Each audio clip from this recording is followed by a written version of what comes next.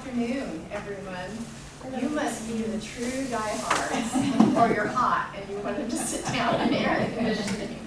This is the last presentation. My name is Susan Tate Ankeny, and I'm here in Texas for the first time from Vancouver, Washington. I grew up, really? Yay! I grew up across the river in Portland, Oregon.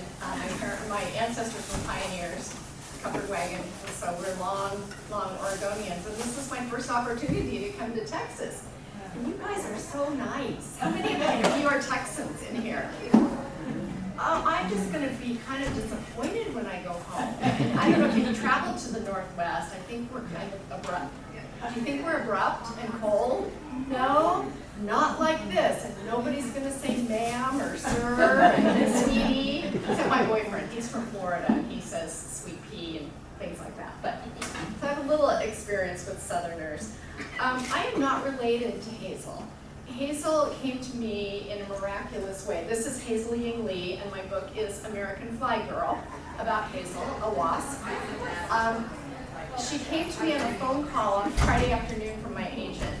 And my agent always calls, for some reason, on the streets of New York City, traffic. She never says hello or goodbye. Just, Susan, I've got an idea. And a publisher from Penguin, Kensington, had approached her, and actually they had lunch, and she said, I can't believe there isn't a book about the wasp Hazel Ying Lee, because she had this incredible career even before she became a wasp. And my agent Jennifer said, I know just the person to write it. So it's a miraculous thing that I'm even associated with wasps. And this weekend, being with people so enthusiastic about it, it's been really fun and the first time for me. I'm like a baby to all of this. When they asked me to write Fly Girl, which they had already named, they gave me 8 months. And I signed my contract in May, and the book came out last April. So I missed, in fact, the book came out the week of your reunion. So I missed both reunions, and this would have been such a rich experience before writing the book. So I did the best I could.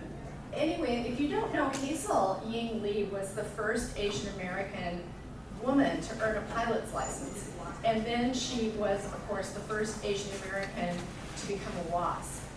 Maggie G, whose picture is back there, was the second and only other Asian American to be a WASP. But she finished her training just short of WASP disbanding. So I don't believe Maggie ever did any actual ferrying, but she was here. I want to read to you a little excerpt to start that's specifically about Sweetwater. And I was talking to somebody today about 20th Century Fox is reading the book right now for a movie. And I spent, yes, it would be great. Well, yeah, a lot of people read books for movies, and there's been a lot of interest in, getting a deal is different than interest. But when I was walking around Sweetwater the other day, and there's a lot about Sweetwater in the book, and of course Avenger Field, but I thought this would just be such a wonderful place to film a movie, and you could find places easily that look like they did in the 1940s. So we're going back to the 1940s. This is the night that, or the day that Hazel arrived in Sweetwater, which would have been February of 1943. She was going to be in 43-3, the class. The Bluebonnet Hotel's lobby echoed with excited female voices from all over the country. The trainees came from cities and farms, New York City high-rises and North Dakota soddies. Many of the women had never been more than 30 or 40 miles from the towns where they'd been born and raised. Some were married with children, and some were engineers. Most had been to college. There was a professional golfer, a professional skier, and a rocket dancer from New York City. A more varied group of women may never have been assembled. What they all had in common was the desire to fly. They were members of a small, elite group of licensed female pilots who had been chosen to be part of an experimental program that might put the first woman pilots in the military. The women beamed at one another with a sense of shared pride and empowerment. Each of them felt that having become a pilot, she could do anything. For the first time in their lives, they were surrounded by other women who could talk about flying and airplanes and who loved flying with an equal passion. The women met in one another's rooms that first night at the hotel like girls at a sleepover, sizing one another up and trying to determine who among them was the hottest pilot. Hazel had clout right from the start. Her experiences in China, flying commercial aircraft, and witnessing bombings and dogfights mesmerized the others. And her extroverted personality, outgoing sense of humor, and confident style drew people to her. She delivered deep-voiced, playful comments that sent the others into fits of laughter. They had never met anyone like Hazel, who looked so different from the rest of them and yet made friends so easily. She was unique. So Hazel was born in the same city that I was born in, which was an accident. When they asked me to write this book, they didn't know that, and it was just incredible. I know her apartment is still there, and I was able to go to where she's buried, and it was just a wonderful coincidence. Hazel is in the back row on the far left. Yep. Is that right? Yep. Yes. And she's probably a teenager, or I know she's a teenager. I don't know her exact age. This is her family. It was a large family crammed into a very small apartment in Portland's Chinatown. And when Hazel was born in 1912, and actually from her life until World War II, the Chinese Exclusion Act was still in effect. So she and her family were subjected to extreme discrimination against Chinese and Chinese Americans. And the whole point really was to keep them in Chinatown. There were not many places they were allowed to go outside of Chinatown. If they were to get a job outside of Chinatown, it would have to be where they wouldn't be seen. White Euro-Americans didn't want to see Asian Americans. They wanted to pretend they didn't exist. So they kept them in Chinatowns. At this time, Portland had the second largest Chinatown in the United States after San Francisco. So it was a very big community. They, of course, couldn't own homes. I mean, these are Chinese Americans who were born here. Couldn't own a home, sit on a jury. They were thrown out of restaurants if they tried to go in. That was kind of sporadic, so sometimes they'd try, and it just was up to the restaurant if they didn't want to serve Chinese Americans. It was brutal. And Hazel was born into that, as well as being a woman. And at that time, like many of the WASPs, they were expected to get married and have children. And in Hazel's culture, definitely, she was expected to take care of her aging parents. And she wanted so much more than that. Right from the start, she was rebellious. So when Hazel's 19, she gets the opportunity at an air show to fly in a plane. And she falls in love. She decides, that's what I want to do. Well, she's going to need a job for lessons, and she's going to need a man that will teach her. At this time, and she was one of the older WASPs, so this is probably a little bit before many of the other WASPs were learning to fly, but at this time there was still a strong belief that women shouldn't even be in airplanes, that they were so sensitive and insensible that if they were off the ground they would go berserk.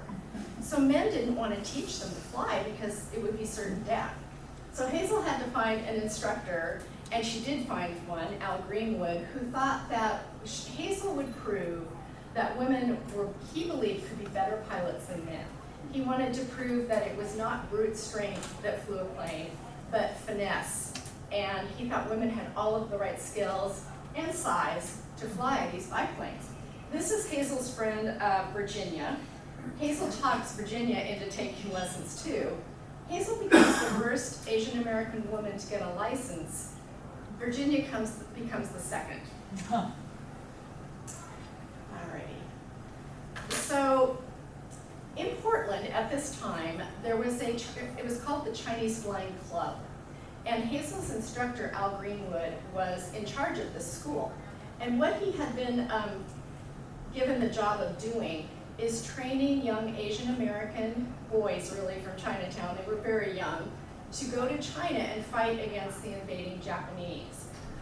When the Japanese started invading in the early 30s, China had 4 kind of fledgling air forces all spread out. So they needed help immediately. And they came to the United States, to the Chinatowns, to the benevolent societies, and asked them to find an instructor to form a school to train pilots. And of course, these young people are being trained for open aircraft dogfights, basically. And the Japanese were far better pilots. So this was an extremely brave thing to do. Women were not allowed to join, but Al Greenwood somehow convinced the Benevolent Society that Hazel and Virginia, and they're on either side of the propeller there. Virginia's on the right and Hazel's on the left, unless I have that backwards. You're left, you're right. I think you can tell. Hazel's a little taller than Virginia. They did get admitted to the school, and they did go to China. And Al Greenwood ended up sending 32 flyers total from Portland. This is the second group, the second class. The Americans sent 200 pilots, and many of them lost their lives, but only 2 women went, and that was Hazel and Virginia from Portland. So I just thought that was an incredible part of history that I hadn't known about. This is Hazel's documentation for leaving the country. Even though she was born in Portland, Oregon, she was an American citizen, she didn't have the rights of American citizens, and it was a lengthy process for her to be able to leave the country. She had to have witnesses. This was in Seattle, 3 hours north of Portland. Witnesses had to come up. They had to be white witnesses because they were more trustworthy. And you can see here, she looks a little dehumanized by the whole process, but they did all pass this inspection and were able to go. When Hazel got to China, this is Hazel in the front row. This is actually in Shanghai, and the mayor is standing just like almost against her shoulder. The women found out they would not be allowed to fly. They wouldn't be permitted to fly for the Chinese Air Force. It was out of the question. A woman had never flown in China, and it wasn't going to happen on their watch. So Hazel was devastated because businessmen in Portland had raised the money to pay for her training, and Virginia's, and she felt that they were going to be they were being cheated out of 2 flyers, and she said that in an interview. So she and Virginia were given desk jobs, and Hazel used to jokingly say she flew a desk, but she continued to try the entire time she was in China. She did end up flying commercial aircraft a bit, but the Japanese were doing really, really well, and Hazel eventually ended up in Canton as a security guard, with the war going on right over her head and her friends fighting and dying in it. And she was in Canton when it was bombed on that Easter Sunday in '38, barely got out that day with her life, and was a war refugee in Hong Kong for nearly a year before she made it back to the United States. And enter Jackie Cochran. So Hazel starts writing letters when she gets back to this country to the Army Air Corps saying, I'm a trained combat pilot, you know, I just want to fly for the Air Force. And of course they said no. In fact, in one of their responses, they said, well, you could try being a secretary or a nurse. Not a pilot. She's a trained combat pilot. And I forgot to mention that in China, Al Greenwood's flyers became known in all of the Chinese Air Force as the best flyers that they had. It was quite a mark of distinction to be in Al Greenwood's class. So, and she was the top of her class. So she was a very, very qualified combat pilot. So she's in New York City living with her sister when she sees an advertisement in a magazine. Jackie Cochran is looking for women who have licenses, who are pilots. And Hazel got to interview with Jackie in New York City. And I'm pretty sure Jackie saw the same person. You know, Jackie had grown up very, very poor. She had very little. She was a fighter. She was scrappy. And I think she saw that in Hazel. Hazel was a little older than she wanted the girls to be, and Hazel didn't have a college education, but what she'd seen in China, as well as a letter that came from General Kai-shek's wife recommending Hazel, helped. And Hazel, of course, was admitted and came to Sweetwater in February of 1943, the 3rd class. So finally, after all these years, she was going to fly again. Let's see. So this is a picture I'm sure all of you have seen. This is Avenger Field. This is training. There is Hazel in the back row. At Avenger Field, when Hazel's class came, there were still male cadets here. And Hazel's class actually was the first class to be here at Avenger. And Jackie saw that was going to be a problem right off the bat.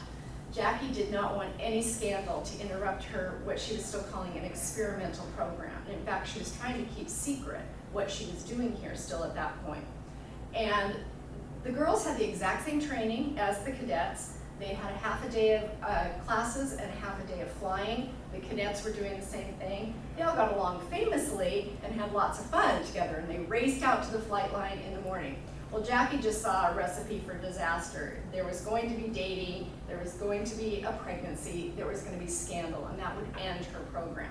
People were already suspicious about why women would want to be on an air base with men. And keep in mind, this is the only one. It's Avenger Field. And people said, well, they must be either prostitutes, lesbians, or husband stealers, most likely. And so Jackie had to prove all of that wasn't true. She made the girls go to church. Even the Jewish girls had to go to a Christian church on Sunday and wear white gloves. And this was all Jackie trying to get her program to what she ultimately wanted, was to have the women in the military. And she knew if this program failed, that was never, ever going to happen. So the girls had stricter rules than the men. And as I said, they had the same training, except the men had gunnery training, and the WASP did not.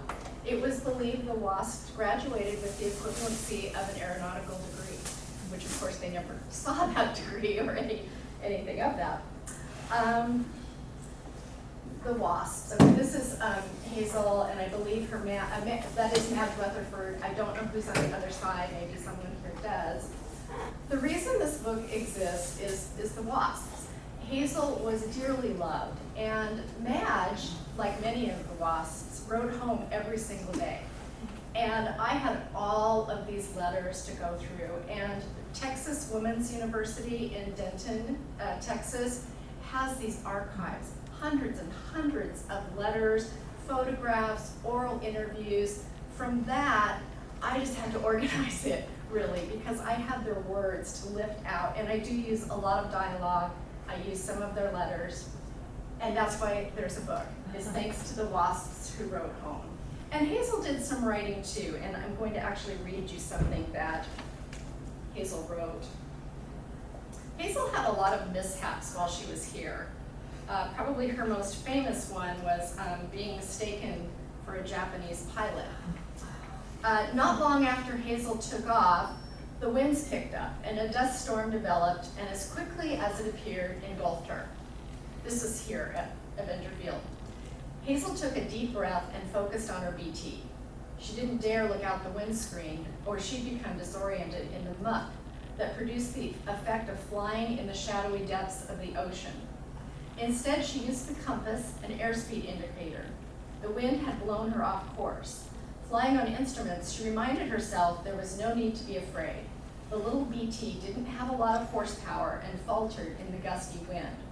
Her eyes darted to the gas gauge nearing empty. She would have to find fuel somewhere, a place to land, and try not to damage the aircraft or herself. If only she could see the ground. She dipped down gradually until finally a break in the dust showed her a field that appeared long enough for a landing. It would have to do. The landing was not her best, bumpy but adequate. Easing on the brakes, she came to a stop in a furrowed cotton field and climbed out to look for damage. The plane thankfully appeared fine. Looking down at herself, she decided she did too.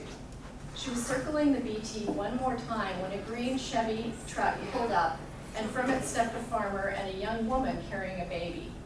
The man reached into the bed of his truck, pulled out a pitchfork, and yelled, "Are you a China gal or a Japanese gal?" Hazel stopped and considered the man. He was big and heavy, and Hazel knew she could outrun him, if necessary. But first she tried diplomacy. "I'm a China gal, sir."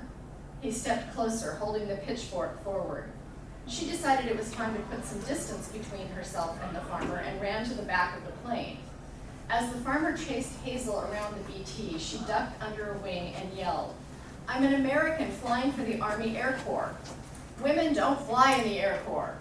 Hazel pointed to her regulation name tag with Hazel Ying Lee printed on it. "See?" He inched forward, still holding the pitchfork toward her, and squinted at the name tag. "Please, sir, if you'll call Avenger Field, someone will be able to confirm my identity." He scratched his chin and seemed to consider this, still looking at Hazel. Finally, in what Hazel hoped was agreement, he said, "Well, dadgummit, girl, you sure made a purty landing." And this is, I've lifted exactly from Hazel's writing of this. It was actually published in the Avenger newspaper. What was that called? The Avenger, somebody will know this. Anyway, and she wrote it all in dialogue. So she wrote what he was saying. And so, I mean, what a gift that was. But she ended up staying with them for 3 days. It took her 3 days to get somebody out to help her, and apparently they fed her eggs for every meal. And she got back, and of course she was telling everybody this story and making it seem funny, but of course it was harrowing. But when there were eggs, when she got back, she said, I'm going to pass on the eggs today. But she was just funny, and she made everything fun. And I think a lot of the women had not met someone as brave and self-assured. She didn't really care what she did or said. She smoked cigars, she drank whiskey, she gambled. She was out there, and the girls, I think, just took to that. And she did pranks, and she was a lot of fun. Okay, Cliff. Clifford Louie, he came down from Seattle to join Al Greenwood's Chinese Flying Club and to learn to fly. So he first took lessons from Al Greenwood, like Hazel did, and then he became a member of Hazel's class. He was 18 and she was 19. They went to China together, and over all of that time, at some point, they fell in love. And they were married in October of 43. So I believe Hazel graduated in August. So she went to New York and they were married, and they didn't get to spend very much time together. He had to go back. He was a general. He was quickly promoted through the Chinese Air Force. He actually for a while had been the private pilot for General Kai-shek. So he was really something in China, and they were married. This is a little short excerpt. It gives you an idea of how I used letters too. On January 27th, 1943, Hazel sent a postcard to Dorothea Dee Dee Johnson. Dee Dee, how are you and the rest of the kids? I'm frightfully sorry not to have written you before this. After I reported back to the base as Mrs. Louie, I've been out on trips and staying over here for the night, South Bend, Indiana. Cliff left last week for China, and I'm staying on with my flying. We'll try to write you as soon as I get back to the base, as even though I don't get a chance to write often, we do think of you. Always, Ah Ying. That's what her family called her, and the WASP picked it up too, which I think was really sweet, Ah Ying.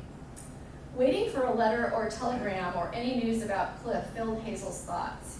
She understood the danger and the secrecy of his work in China. She kept busy to distract her mind, and keeping busy proved easy. There was plenty of work. When they found themselves in the same city overnight, the WASPs, while ferrying planes across the country, Hazel took her friends to Chinese restaurants, which in a lot of small towns were upstairs over a pool hall.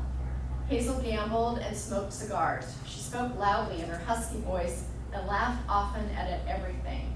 Life amused her. Her friends were both shocked and enthralled by her behavior. Everyone she met was a friend, Sylvia Dom said. She didn't think of herself as a trendsetter, but a trendsetter she was. Embracing her differentness, accepting that she would never be like everyone else, freed her to be a Hazel Ah Ying Lee. So Hazel is worrying at this point about Cliff. She hasn't heard from him in a long time. He's fighting in the war. Japan is winning.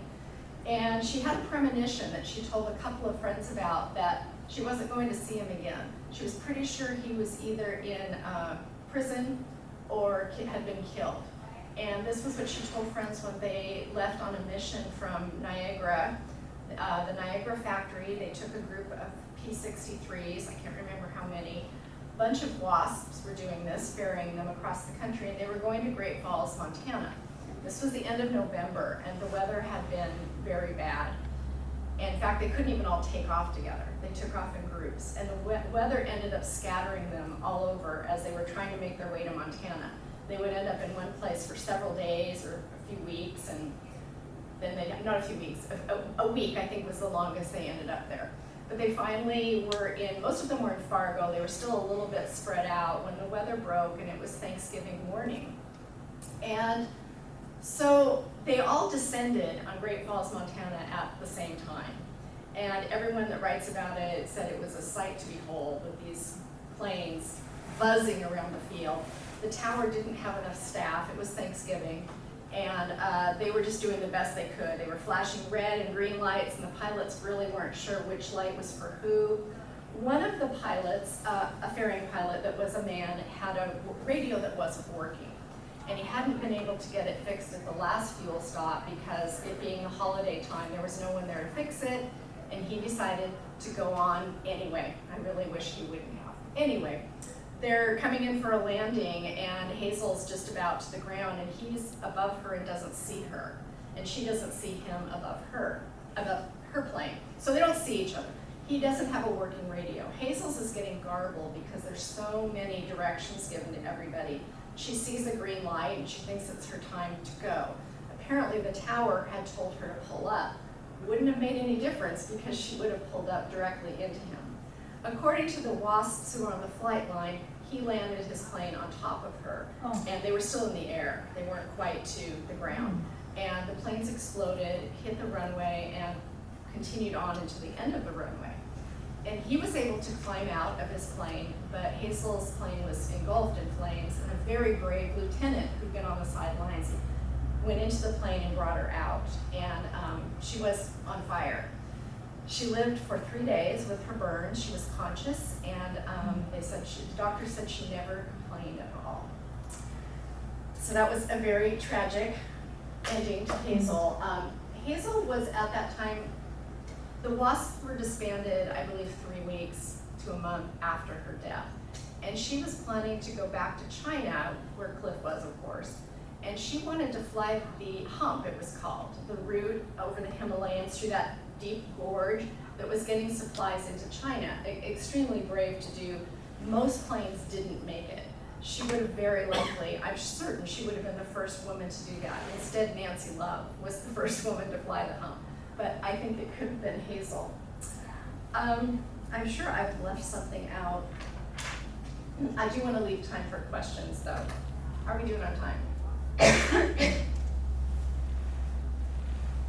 So if you're interested in more, or especially like how to look at those archives, which have all of the WASP's letters and journals, it's just a fascinating collection.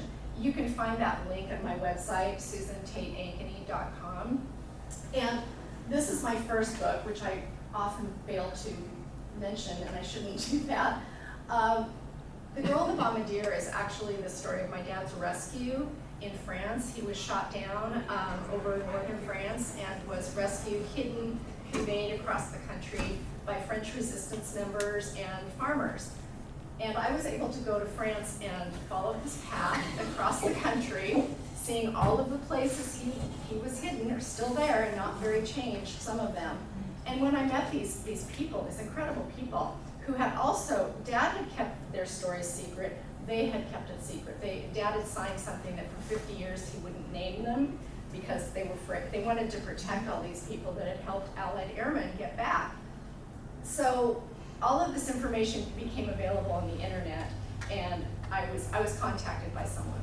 Anyway, I was able to go back and do that, and that's when I realized I knew my dad's story.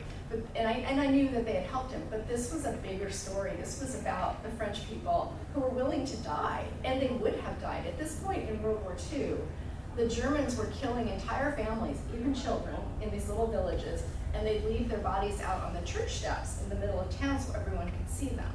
And the first house my dad was in, the girl in the title, Gottlieb Van Leer, the first family he stayed with, they had a little boy, Willie. And Dad kept trying to turn himself in. He said, we're gonna go turn ourselves in because we'll just be prisoners, but you'll be killed. And he said the French people all along his route wouldn't hear of it. He said they would have carried us across the country if that's what it took. So it's a remarkable story of just everyday people doing extraordinary things. And it's I think a very positive story, but it's my love song to the people who saved Dad and so many other people, so many Allied airmen were saved. And when we were in France, we were treated like we were, sometimes I thought, my French isn't very good. I hope they understand I wasn't here. I didn't, and that's how we were treated, like we had personally liberated them. So their gratitude was enormous and very emotional. Does anybody have any questions? Hey, Peggy Margaret. Susan, so can you just tell a little bit about, I understand that Hazel is buried a couple of days after her family learned that she had died. Then they learned that her brother had just been killed. So Yes. as far as I understand, they managed to get them both buried together in the Portland Cemetery? They did. But it was a struggle, right? Her brother Victor was killed in France just a few days after Hazel died, Yeah. which is one of the reasons the family never spoke of them. So when I met the family, they didn't know anything about what she had done. It wasn't okay to talk about it. Huh. The cemetery controversy, there's a lot of myths about what happened that I had to prove were right or wrong. I think the biggest issue is that Victor could have been buried in our national cemetery, Veteran. but Hazel could not, of Right. course, because she wasn't military. So the story grew into that Hazel couldn't be buried at Riverview because she was Asian American, and that's not true. There were I was up there, and there's even a Hazel Lee there. There were other Asian Americans there first. I'm sure that the family dealt with discrimination upon her death. There's a story that her body was refused at the funeral home when they brought it from Montana. Very likely true. I mean, the discrimination was, incredible. Yep. But yeah, they are both buried at Riverview, and I don't think there was much of a difficulty. Oh. Someone in the family said they'd heard her sister had written to the president, and I've seen this written in books, to get his approval. Well, there wasn't time. And other people said her body, they couldn't find her family for a year. So her body, it's not true. Her family was in Portland. She made it back within a few days. So there wasn't time for a letter from the president. And the cemetery did bury them, but not in a military way. No, I mean, Victor wasn't they wanted Victor and Hazel together. In fact, he's at her feet. It's kind of sweet. Yeah. And she has this big, beautiful headstone with the silver wings on it. It's just beautiful. Yeah.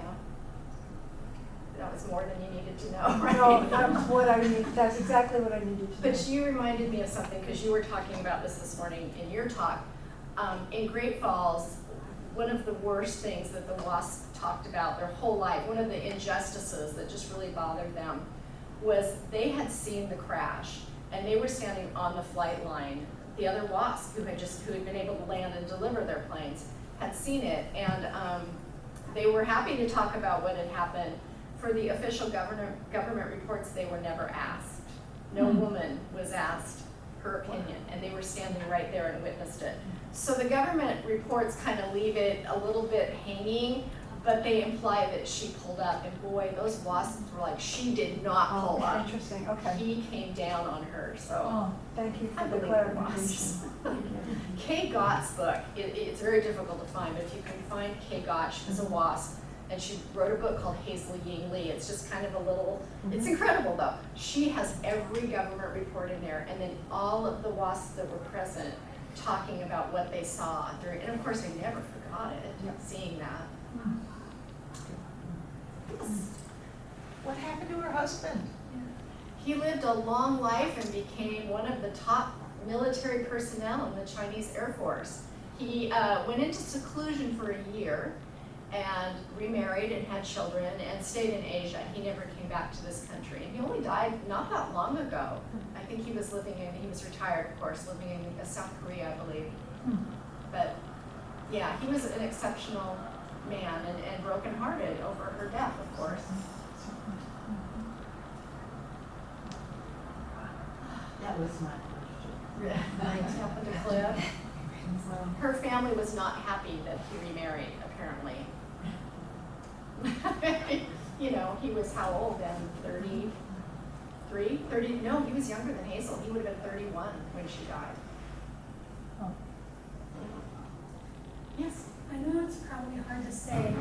Why do you think that the family didn't want to talk about their son and daughter that they lost? Was it just too painful? Yes. Their father had died 5 or 6 years before, and their mother was just broken by it. And if they brought it up, it bothered her, and so they didn't talk about it. And that was just an understanding they had in the family that they would not be talked about. It wasn't that unusual. Weren't you and I, Peggy, talking about this earlier, that it was not that unusual at that time to move ahead, put the past behind you, especially after World War II in this country. I mean, the people who came back from the war were told directly, get on with your lives, don't look back. But these were also Chinese Americans. I think some of that, their culture played into that too. Yeah, so I'm glad that I could do this for the family. They were thrilled to know what she did, and the other WASPs too. There's lots of WASP stories in here and letters from various WASPs, and It was just an honor to be able to write this book Well, thank you for writing. and to meet all of It's you. amazing.